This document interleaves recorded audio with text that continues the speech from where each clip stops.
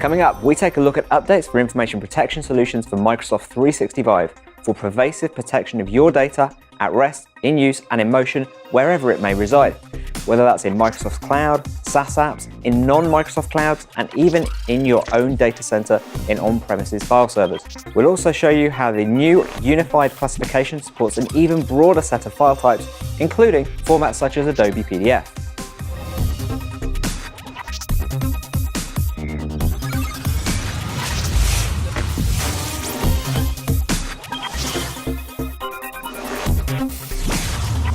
So I'm joined today by Gagan from the Azure Information Protection team. Welcome to the show. Thanks, Simon. Great to be here. So since the last time we looked at Azure Information Protection on the show, there's been a lot of chatter in the public about the topic, and we're seeing lots more data breaches hitting the news than ever before. Also, there's a whole lot of regulatory pressure from GDPR. It's literally a different world now. And it's almost inevitable that now more than ever, we need to address the topic of information protection. With the cloud, social, and just the dynamic nature in which we work and communicate today, sharing information is almost second nature to us. It's a new wave of productivity. It's easier than ever before to access your data wherever you are on any device of your choice. And this also brings a heightened sense of responsibility about data security. So what's the approach that we're taking to information protection, and how are we actually evolving that? So the first thing I want to point out is that given the exponential amount of data generated in our environments today, not all of the data needs protection. So how do you know what data to protect and what not to protect? The author of the document is the best judge of what data is sensitive and what's not. Okay. So in this case, I'm going to pick up a document. It's marked as internal, but I can always go to confidential, credit card data, and I can then go and very easily make this document confidential. As you can see here, the header, the watermark, and even the footer are set up correctly. And this document is now protected as well to my organization. And all of it was possible because my IT admin was able to set up this label called confidential credit card data. And not only that, he was able to add encryption policies to this document right here. So in the past, those capabilities have actually applied to data inside of Microsoft services such as Office 365. Yes, and it's always been our vision to protect all your data, whether it's at rest, in use, or in motion. What I'll show you today is the next chapter of that vision, where we're extending these capabilities to help you to discover, classify, label, and protect your data, even when it sits outside of the Microsoft cloud, such as on premises, on file servers, in other cloud repositories or SaaS apps, or even on other platforms such as Apple Mac. And this also applies to non-Microsoft file types, including by popular demand PDFs in Adobe Reader. Also, to add to this, we are making these capabilities available with an SDK. And finally, many of us are in the email world. And with our capabilities in Office 365 message encryption, we protect your sensitive information in emails that you send to both internal and external users. Okay, that sounds great. I know you've got a lot to show us, so can we see some of this in action? Yes. So let's start out with the preview of our consistent labeling experience in the Security and Compliance Center. So wherever I define the labels, Azure or Office 365, they are consistently applied across all of your workloads. So as you can see, we already have created a few labels in the Security and Compliance Center. I'm going to create a new label. So I click on Create a Label. I am going to give it a name, Confidential Credit Card Data. I will provide a similar tooltip and click Next. So what you'll see now is that I can apply two types of policies, for protection and for retention.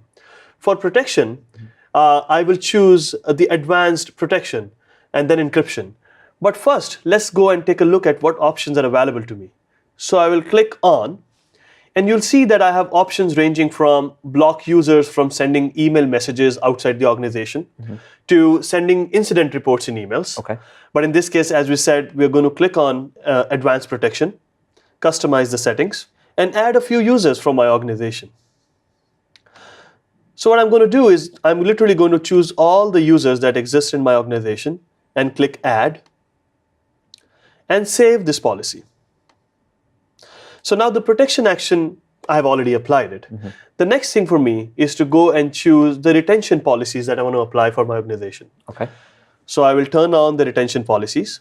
And in this case, the default is retain the content for 7 years. What it really means is that if you have a document that has this label, then for the next 7 years, the document is going to get retained. That's a great default. I'm just going to choose that now and click Next.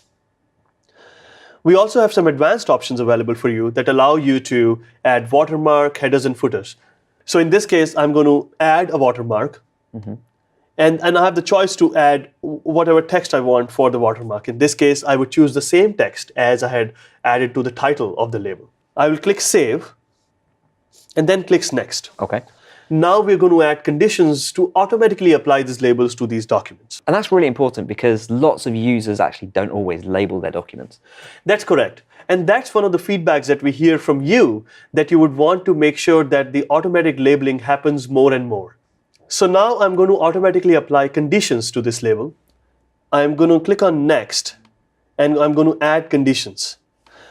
I will choose sensitive info types. What you will realize here is that Microsoft offers more than 80 information types already available for you. So we're going to click on Add, and you can see these information types showing up on the screen. In this case, we want, because this is a credit card specific label, I'm going to choose the word credit card, choose my sensitive type, and save. Now I can review all my settings, and then I will just click on Create, and this will basically create a new label for me that I can start publishing for my organization by clicking on the Publish label button that you see here. And now that label is going to apply across data in all of your workloads, wherever they are. And I know a lot of people that are watching are going to be really pleased to see that we have that kind of consistent labeling. How does what we've actually set up here translate to services outside of Microsoft? So the idea here is that you create your classification and labeling policies once, and they apply everywhere. Okay. For the data inside of your organization on file servers or SharePoint on-prem, we're introducing a new capability called the AIP scanner. Very cool. So as you can see on my screen, I have a document which contains a credit card number, which means it should be marked as sensitive data. Absolutely. So let me show you how AIP Scanner will help you scan and protect this data. So first I'm going to close this document. You can see behind the scenes I have a folder which contains a bunch of files from Microsoft Word files and PDFs. And we are now going to start running the scanner. So a simple PowerShell commandlet called start service AIP scanner will run this scanner. And what will happen behind the scenes is that you will see that the icons changed. So these files are now getting protected with the lock sign. What you'll also see is just not about Microsoft file formats, but in this case, PDFs and other file types are equally supported as well. Basically, behind the scenes, the scanner is discovering all of these files, and it is now classifying, labeling, and protecting these files as well. I am now going to open a file and show you that the file actually got classified and protected as well, just as I was able to do it manually. So you can see it's the same file, but now it contains a sensitivity of confidential. You can see that it has applied the permissions, which means in my organization, anybody can now open this file, but nobody outside my organization. So Simon, if you now go to SharePoint, what do you see? Okay, so I'm seeing the file as there, the order receipt file. If I go and click on the three dots and then go select details, then it's going to try and preview that file, but okay, it's going to fail because of the, that's what we expect because of the protection. And then if I look under properties, I can see the labels. Very good. Absolutely. And that's because now Office 365 also recognizes this common classification label scheme. Okay, so that's pretty slick, and presumably I can set up AIP Scanner as a batch process to discover and protect my data on a regular schedule. Yes, that's right. You can now configure the scanner so it runs periodically on your file servers, so you can discover and protect data as it comes to the file scanner. Now, one more thing. You can see that I'm on a MacBook. I'm going to download the file that we had just uploaded. And now I'm going to try to open this file. When I double click on this file, you will see that it is now trying to authenticate me, but it's actually sending a text to my phone. It's actually forcing me to do an MFA, or multi-factor authentication. That's conditional access working in the background for you. And it is set to require multi-factor authentication such that when I open a confidential document on a non-domain joined device, which is this document, Simon, I would be asked to verify my identity. So in this case, I'm going to go to my phone. and I see that I have received the code for MFA. I'm going to put in this code and click verify. So once I do that, I have finished my authentication, and now the Microsoft Word is trying to go in to open the document. And that's what happens here. So as you can see here, as I mentioned before as well, Office on Mac now has the same familiar look on Office on Windows for the policies of labeling and protection. In this case, the policy is confidential credit card data. I can click on view permissions and it will give me the same experience as I would have on Windows, where it shows me that it's me and my organization that have ability to open this document, but nobody else. Okay, so we've seen the unified classification labels on premises, across Microsoft services, and even in non-Microsoft platforms like this Mac. What we haven't seen yet is this working with other SaaS applications in non-Microsoft clouds. Okay, so I'm going to take this other document called confidential architecture, for which I actually don't know the sensitivity of the document yet. And I'm going to upload it to Box. And now, as you can see, in near instant mode, the file has now moved to version v2. Behind the scenes, Microsoft Cloud App Security has detected the file and has classified and protected it. Simon, why don't you now try to download the file? Okay, let me go ahead and do that. So I'll go back here, and I'm inside a Box, and it's the confidential architecture document. So let's go ahead and open that. It's not giving me a preview. If I download, it's going to download it, and I'll select to open it in Word. And Word's asking me to sign in with my credentials. Yes, remember, when we created the confidential label earlier, we specified that the access is only available for my company's employees only. So your access will be blocked till you provide identity to my own organization. Of course, many people work with vendors outside of their organizations who might be using a number of different email services. And obviously, we want to be able to protect that information, but we don't want to get in the way of that kind of productivity. What kind of things have you got there?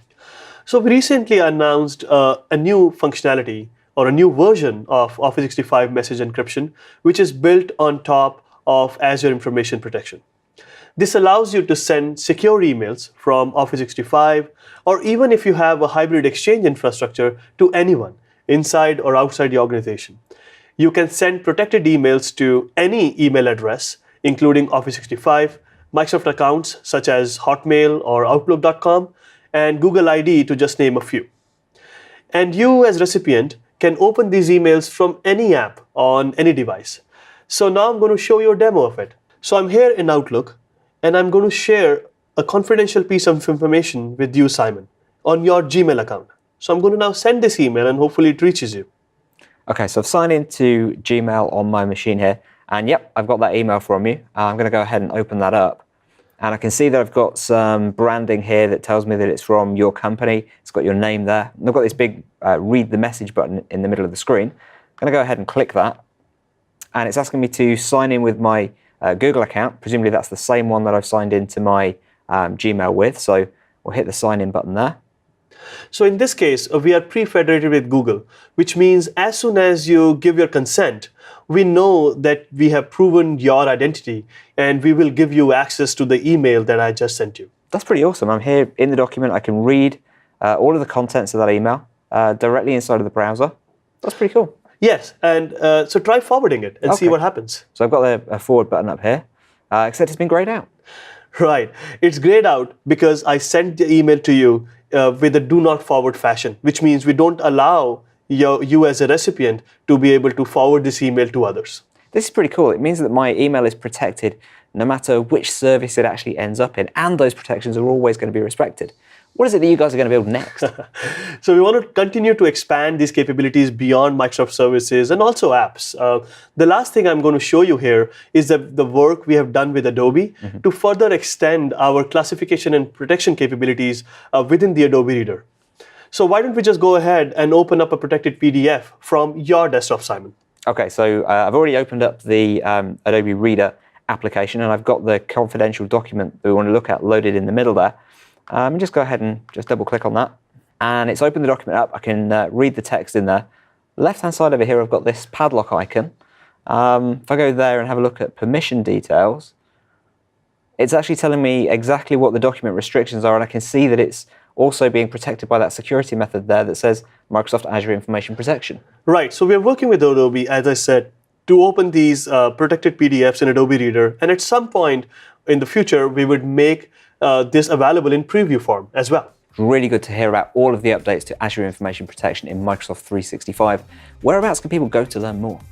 So you can keep up with the latest information protection capabilities on our blog for Microsoft 365, and also check out the following link to see more on Azure Information Protection in Microsoft 365. And of course, to see all of the latest in the tech action, subscribe to our Microsoft Mechanics channel to see the latest shows. Thank you for watching.